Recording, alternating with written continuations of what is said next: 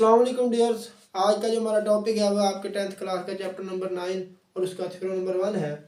Statement क्या है, आपको पता है कि जो बोर्ड के पेपर्स हैं उनके अंदर जो क्वेश्चन नंबर 9 होता है लॉन्ग पार्ट का, वो आपका थ्योरम होता है और थ्योरम आपने लाजमी तौर पर अटैम्प्ट करना होता है। थ्योरम के अंदर आपको चॉइस नहीं होती। बाकी लॉन्ग क्वेश्चन के अंदर 2 आपने करने होते हैं आउट ऑफ 4। तो ये एक थ्योरम क्वेश्चन नंबर 9 जो अटेम्प्ट करना होता है वो लाजमी है। और 10th के जो थ्योरम जो है वो एक चैप्टर नंबर 9 से आता है और एक चैप्टर नंबर 12 से आता है। तो हम आज चैप्टर नंबर 9 के थ्योरम्स को करेंगे। तो स्टेटमेंट क्या है कि one and only one circle can pass from three non collinear points. कहता है कि एक और सिर्फ और एक circle can pass from three non collinear points.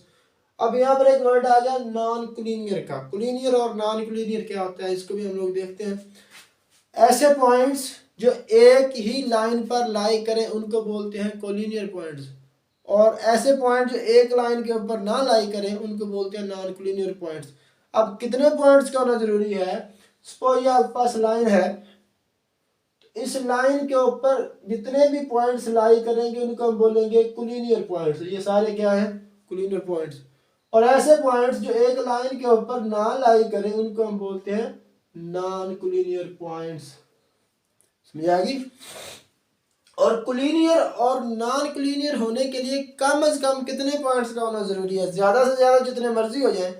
तो बच्चे इसके लिए कम से कम 3 पॉइंट्स का होना जरूरी है। 2 पॉइंट्स तो इजीली एक लाइन के ऊपर लाई कर जाएंगे। जहां पर मर्जी आप 2 पॉइंट्स ले लें वो आसानी से स्टेडी लाइन लगी। जहां पर मर्जी आप लोग 2 पॉइंट्स ले लें वो बड़ी आसानी से एक लाइन के ऊपर लाई कर जाएंगे। जिस तरह मर्जी ले लें, ये वाली ले लें। मसला कम से कम 3 पॉइंट्स का है कि आपके पास 2 पॉइंट्स तो आसानी से लाई करते हैं, अब तीसरा कहीं और पे लाई कर दिया तो इसको हम बोलेंगे नॉन कोलिनियर। तो कोलिनियर और नॉन कोलिनियर होने के लिए कम से कम 3 पॉइंट्स का होना जरूरी है। तो 3 आपके बोर्ड के अंदर और बुक के अंदर एक डेफिनेशन भी आई है कोलिनियर और नॉन कोलिनियर की। तो वहां पर बच्चे अक्सर ये मिस्टेक करते हैं कोलिनियर और नॉन कोलिनियर को लिखने के लिए 2 points are said to be collinear if they lie on the same line. 2 points are said to be non-collinear if they don't lie on the same line. तो ये गलत है। आपने लिखना है 3 or more than 3 points are called collinear if they lie on the same line. खैर, तो ऐसे पॉइंट्स जो एक लाइन पर लाई करें वो कहलाएंगे कोलिनियर। लीनियर लाइन से लीनियर, कोलिनियर एक ही लाइन के ऊपर, ठीक। और ऐसे पॉइंट्स जो एक लाइन पे ना लाई करें उनको बोलेंगे नॉन कोलिनियर, ठीक है। तो इसके लिए कम से कम 3 पॉइंट्स का होना जरूरी है। इसी वजह से आपके स्टेटमेंट के अंदर भी यही लिखा हुआ है 3 नॉन कोलिनियर पॉइंट्स, क्योंकि 2 पॉइंट्स का लाई करना बिल्कुल मुश्किल नहीं है। आसानी से कोई भी पॉइंट्स लगा दें, उनको मिला दें, वो लाइन ऑटोमेटिकली जनरेट हो जाएगी। तो one and only one circle can pass 3 non-collinear points.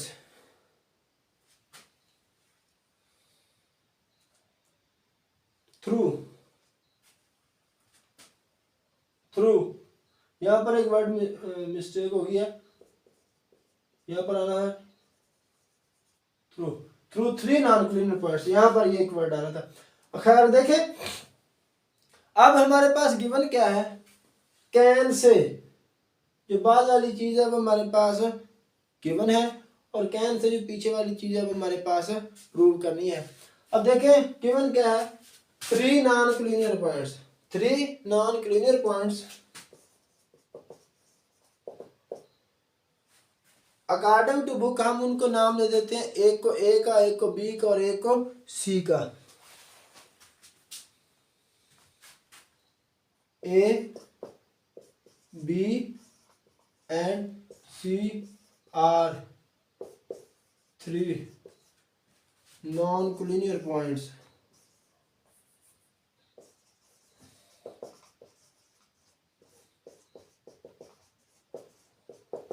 in a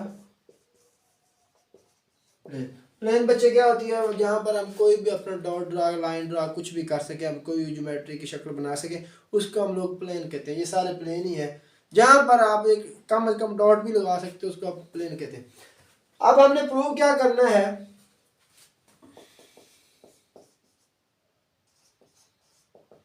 prove हमने करना है कि one and only one circle can पास, कि सिर्फ और सिर्फ एक ही सर्कल इन तीनों पॉइंट्स में से पास करेगा। अब इस ये हमें कैसे पता चलेगा, हम इसको आगे डिस्कस करते हैं। One and only one, one and only one circle can pass through A B C, ये बुक वाले non points A B C, through non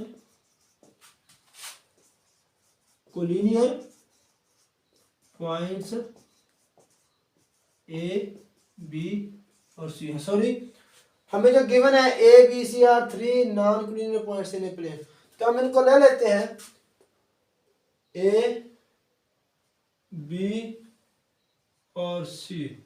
ये हमारे पास सपोज दैट कोई ए इसका नाम है, बी इसका नाम है और सी इसका नाम है। ये हमारे पास A B C are three non collinear points in a plane. Sorry मैं पहले थोड़ा सा भूल गया।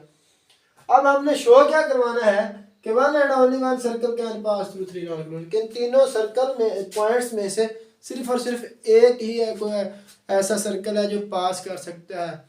तो अब हमें थोड़ा सा सोचना होगा कि हम इसके लिए क्या शो करवा दें।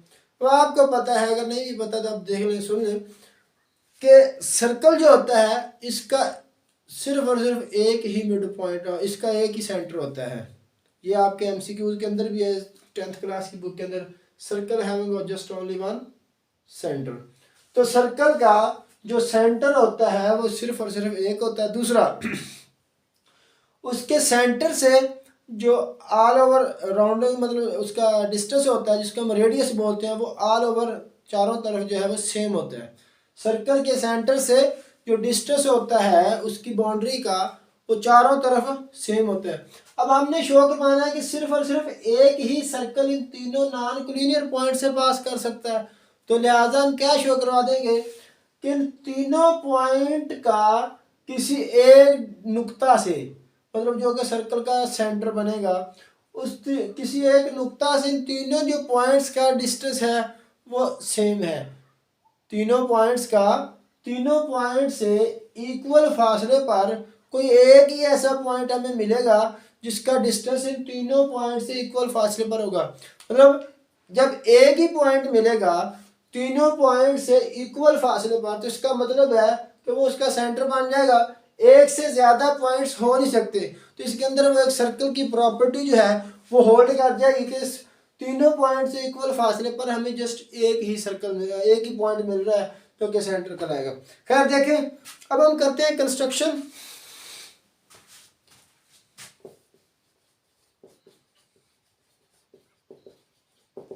कंस्ट्रक्शन में हम क्या करेंगे कि ए को बी से मिला देंगे और बी को सी से मिला देंगे। तो जो करेंगे वो हम लोग लिख भी देते हैं कि ए को हमने मिला दिया बी के साथ और बी को हमने मिला दिया सी के साथ। कौन से सुनने, जो आपकी डायग्राम है वो आपकी बिल्कुल एक्यूरेट होनी चाहिए। अगर डायग्राम ठीक नहीं है तो आपको किसी ने एक नंबर भी नहीं देना, ना बोर्ड में ना आपकी क्लास के टीचर ने। तो ये मुझसे थोड़ा सा टेढ़ी होगी, खैर इसको ठीक कर लिया। अब क्या किया हमने, join A with B and B with C. A को हमने बी से मिला दिया और बी को हमने सी के साथ मिला दिया, ये लिख लिया। अब इसके बाद हमने दूसरा क्या किया, अब ये ए बी है, इसके मिड पॉइंट से, दरमियानी पॉइंट से हमने एक परपेंडिकुलर ड्रा किया इसके ऊपर, जो कि आपके 9th क्लास में आपने पढ़ा हुआ है कि डी एफ हमने एक परपेंडिकुलर ड्रा किया। इसका नाम अकॉर्डिंग टू बुक हमने रख दिया डी और एफ। आप चेंज करके रख सकते हो, लेकिन पूरी आगे जो आपका प्रोसेस होगा, जो वर्क होगा, उसके अंदर आपने वो उसी तरह से सेम लिखना होगा। Draw D F perpendicular, D F किसके ऊपर ड्रा किया है, ए बी के ऊपर। एंड दूसरा, ये जो बी सी लाइन है इसके ऊपर हमने एक परपेंडिकुलर ड्रा किया, इसका नाम हम लोग अकॉर्डिंग टू बुक रख देंगे एच के, एच और ये के।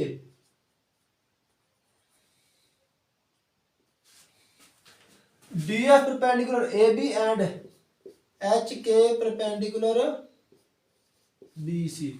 अब बी सी के ऊपर हमने परपेंडिकुलर ड्रा किया जिसका नाम रख दिया हमने एच के, ए बी के ऊपर जो ड्रा किया उसका नाम रख दिया डी एफ।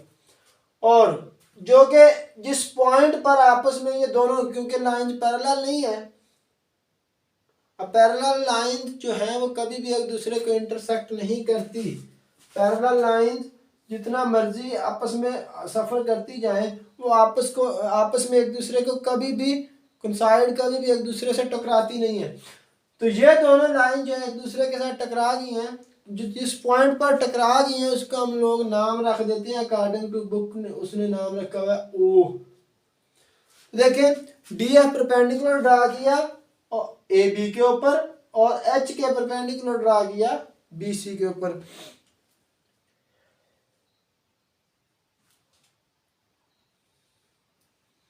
हाँ, दूसरा मैंने यहाँ भी बोला था किसके मिड पॉइंट से ड्रा किया है, मतलब ये जो पॉइंट डी है ए बी के मिड पे है, दरमियानी नुक्ता है, और एच के ये जो पॉइंट एच है ये भी बी सी का दरमियानी नुक्ता है। अब ये परपेंडिकुलर बाइसेक्टर, ये आप अपना 9th क्लास का थ्योरम नंबर 1, जिसका मैं लिंक आपको इस वीडियो के डिस्क्रिप्शन में भी दे दूंगा 9th क्लास का, और आप लोग अपनी 9th क्लास की बुक का चैप्टर नंबर 12 का थ्योरम नंबर 1 भी कर सकते हैं, उसके अंदर ये चीज़ें यूज हुई हैं, बल्कि यहाँ पर वो चीज़ें आपकी यूज होगी। अब जिस पॉइंट पर ये दोनों आपस में मिलती है उस पॉइंट को नाम रख दिया हमने ओ, विच ज्वाइन या मीट एट पॉइंट ओ। जिस पॉइंट पर एच के और डी एफ आपस में मिले हैं उस पॉइंट का नाम रखा गया है ओ। अब एक और काम हम करेंगे, इस ओ को ए के साथ, इस ओ को बी के साथ, इस ओ को सी के साथ भी हम लोग मिला देंगे। And join O with A B and C. अब ओ को ए के साथ मिलाना है, देखें ये मिला दिया, ओ को बी के साथ और सी के साथ मिलाना है तो ये मिला दिया, और ओ को बी के साथ, मतलब ओ को ए के साथ, ओ को बी के साथ, ओ को सी के साथ मिला दिया हमने। अब इसकी स्टेटमेंट ऑफ रीजन में आ जाए।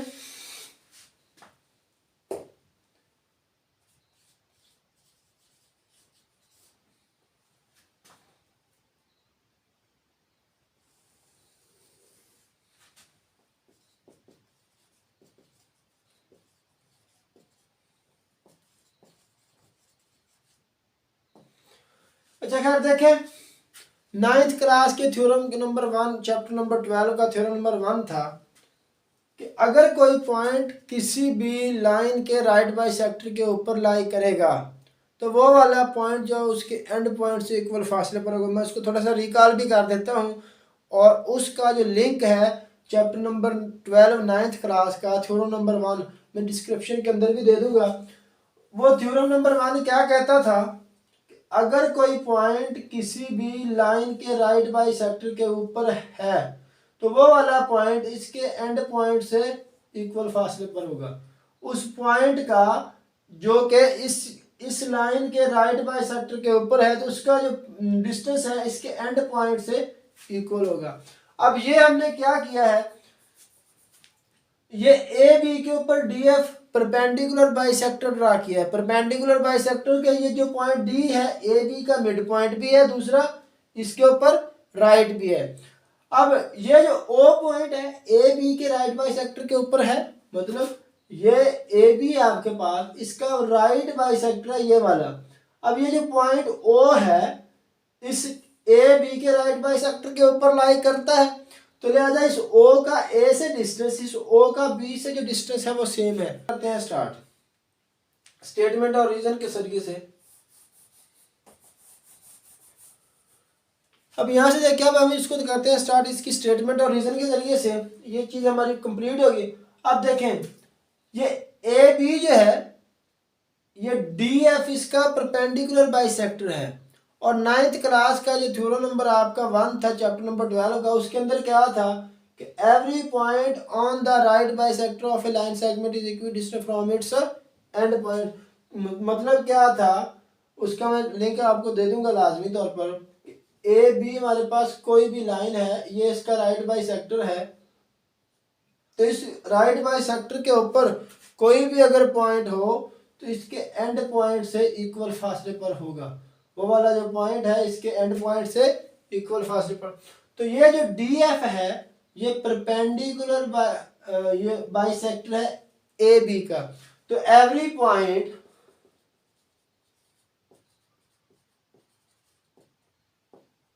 On the right bisector of a line segment is equidistant from its end points। तो मतलब ओ जो पॉइंट है ए बी के राइट बाइसेक्टर के ऊपर है। अब ओ जो ए बी के राइट बाइसेक्टर के ऊपर है, तो लिहाजा ओ से ए का डिस्टेंस और ओ से जो बी का डिस्टेंस है वो हमारे पास इक्वल होगा। अब ये इसकी रीजन क्या है कि डी एफ परपेंडिकुलर है बाइसेक्टर ऑफ ए बी। तो हर पॉइंट जो है डी एफ के ऊपर जो लाई करेगा वो ए बी से इक्वल फासले पर होगा। तो देखिए, अब ओ ए से और ओ बी से इक्वल फासले पर, तो लिहाजा मैयर ओ ए इक्वल है मैयर ओ बी। मतलब ओ से ए का डिस्टेंस और ओ से बी का जो डिस्टेंस है वो सेम होगा। अब हम इसको नाम देते हैं 1 का। अब दूसरा देखें, ये बी सी का परपेंडिकुलर बाइसेक्टर है एच के, तो लिहाजा एच के ऊपर यो लाई करता है, तो ओ भी एच के ऊपर लाई करता है, तो लिहाजा ओ का सी से और ओ का बी से डिस्टेंस भी इक्वल होगा। सिमिलरली इसी वाली रीजन हम लोग यहाँ पर लिख देंगे। अब मैं नहीं लिख रहा क्योंकि हमें कोई जरूरत नहीं है, आपने जो बुक से देख लेना। अब every point on the H K is equidistant from B C. तो सिमिलरली हमारे पास जो ओ से बी का डिस्टेंस है और ओ से जो सी का डिस्टेंस है वो हमारे पास सेम रह जाएगा। ओ से बी और ओ से सी का जो डिस्टेंस है हमारे पास सेम। क्यों? क्योंकि एच के परपेंडिकुलर बाइसेक्टर है किसके ऊपर? बी सी के ऊपर। ठीक है, और हम इसको नाम दे देते हैं इक्वेशन नंबर 2। अब जरा गौर से देखें, जो ओ ए ओ बी के इक्वल, अब ओ बी ओ सी के इक्वल, मतलब ओ ए जो है वो ओ बी के इक्वल है और ओ बी जो है वो ओ सी के इक्वल है। तब जरा गौर से देखें, ओ सी भी तो ओ ए के इक्वल होगा। मतलब क्या है कि मैयर ओ ए जो है इक्वल टू है मैयर ओ मेजरमेंट ओ बी के। अब ओ बी मेजरमेंट ओ सी के इक्वल, तो लिहाजा ओ ए ओ बी ये सारे एक दूसरे के क्या होगा? इक्वल होगा। अब ओ ए ओ सी के इक्वल, ओ ए ओ बी के इक्वल, ओ बी दोनों के इक्वल। तो अब ओ ए ओ बी और ओ सी तीनों जो पॉइंट्स हैं ओ से इक्वल फासले पर आएंगे। मतलब ओ से ए का डिस्टेंस, ओ से बी का डिस्टेंस और ओ से सी का डिस्टेंस, तीनों का जो डिस्टेंस है वो हमने इक्वल शो करवा दिया है। अब देखें, ओ के अलावा हमें कोई और ऐसा पॉइंट तो नहीं मिला जिसका ए से बी से और सी से इक्वल फासला हो। सिर्फ और सिर्फ हमें एक ही पॉइंट मिला है ओ जिसका ए से बी से और सी से इक्वल फासला है। अब ओ क्या है, ओ उस सर्कल का सेंटर हो जाएगा जिसकी ये बात कर रहा है, या जो भी हम लोग को ड्रॉ करेंगे।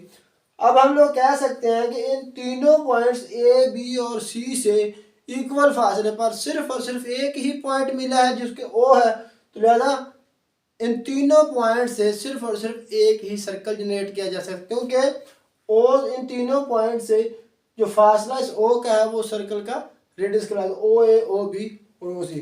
तो बाकी ये आपकी बुक वाली थ्योरी है।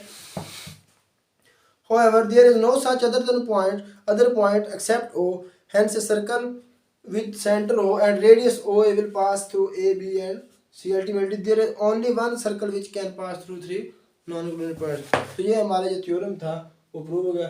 Thank you for watching. तो प्लीज़ हमारे चैनल को सब्सक्राइब कीजिएगा और बेल आइकन को नई आने वाली वीडियोज़ के लिए भी ओके कर दीजिएगा। Thank you. जज़ाकल्लाह, अल्लाह आपको जज़ाय खैर दे। ओके।